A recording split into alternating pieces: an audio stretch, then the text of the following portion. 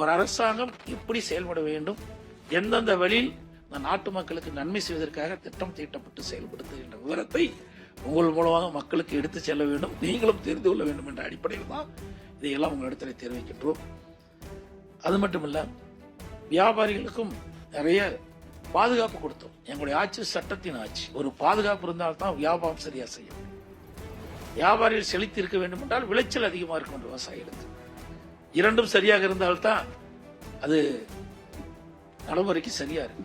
ஒரு வண்டிக்கு 2 சக்கரம் மாதிரி ஒரு பக்கம் இந்த டெல்டா மாவட்டத்தை பொறுத்த விவசாயிகள் உற்பத்தி செய்கின்ற நெல்லை அதிக அளவில் விளைச்சல் கிடைக்கின்ற போது விவசாயிகளுக்கு அதிக வருமானம் கிடைக்கும். அவர்கள் அந்த வர்த்தகம் செய்கிறோடு தொடர்பு கொண்டு அவர்கள் பொருளை வாங்கின்ற பொழுது ஒரு பக்கம் வணிகர்கள் வளர்ச்சி வருவார்கள், ஒரு பக்கம் விவசாயிகளுக்கு தேவையான திட்டங்கள் கிடைக்கும், பயன் கிடைக்கும். இதெல்லாம் எங்களுடைய ஆட்சியிலே முறையாக செயல்பட்டது. சட்ட ஒழுங்கு காப்பதிலே நான் எந்த காலகட்டத்திலும் சமரசம் செய்ததே கிடையாது.